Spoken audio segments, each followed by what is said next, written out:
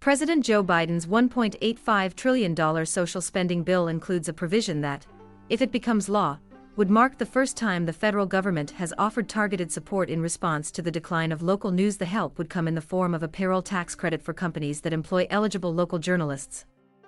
The measure would allow newspapers, digital news outlets, and radio and television stations to claim a tax credit of $25,000 the first year and $15,000 the next 4 years for up to 1,500 journalists. It's a response to growing alarm that the elimination of newsroom jobs is leaving communities without access to critical information. The concern has grown since a hedge fund with a reputation of ruthless cost-cutting acquired Tribune, one of the nation's largest newspaper chains, in May. Already, about 1/4 of the country's newspapers have closed and half of local journalism jobs have evaporated in the past 15 years, according to research from the University of North Carolina. That leaves about 1,800 communities with no local newspaper. But the credit, which would cost $1.67 billion over the next 5 years, does create some tension for the industry. Some top Republicans in Congress have derided it as a handout. Leading journalists also acknowledge that it's awkward to receive financial assistance from a government they cover independently.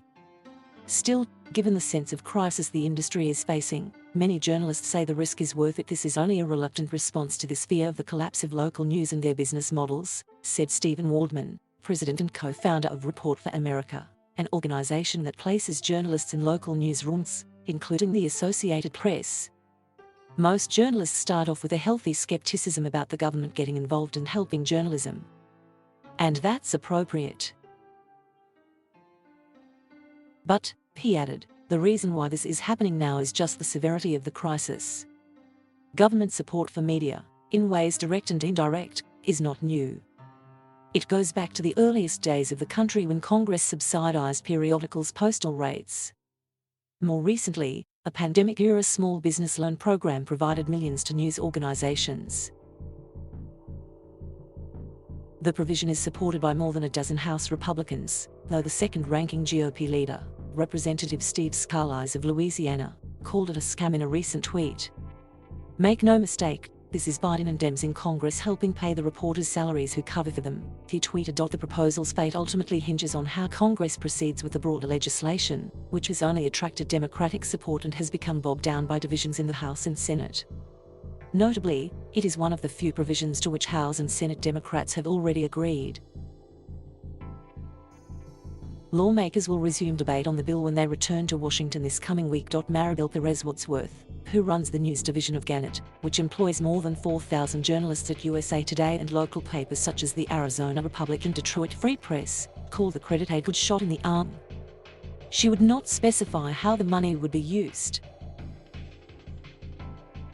Representative Ann Kirkpatrick, DRIs, introduced the credit as a piece of legislation last year along with Representative Dan Newhouse, RWASH. One of the jobs tax credits proponents was community newspaper chain WIC Communications, which is based in Sierra Vista, Arizona, Kirkpatrick's congressional district.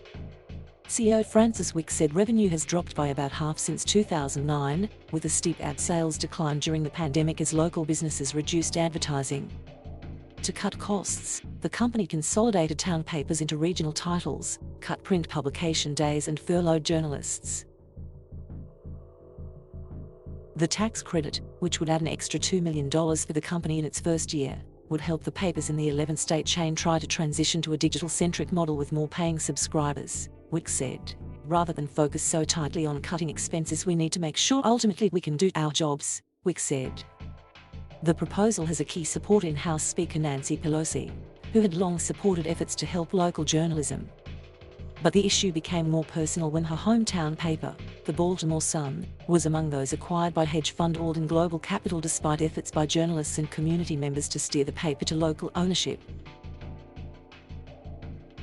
One of those local advocates, former Maryland County Executive Ted Venetoules, called Pelosi after Alden's purchase to urge her to support the credit, which by the time of that phone call was already in the broader Biden package. The provision put in place guardrails to try to keep money from going to partisan sites that masquerade as local news or fake news operations while casting a broad net about which organizations are considered legitimate local news outlets, whether they are hedge fund owned chains, non-profit, print, digital, radio or TV.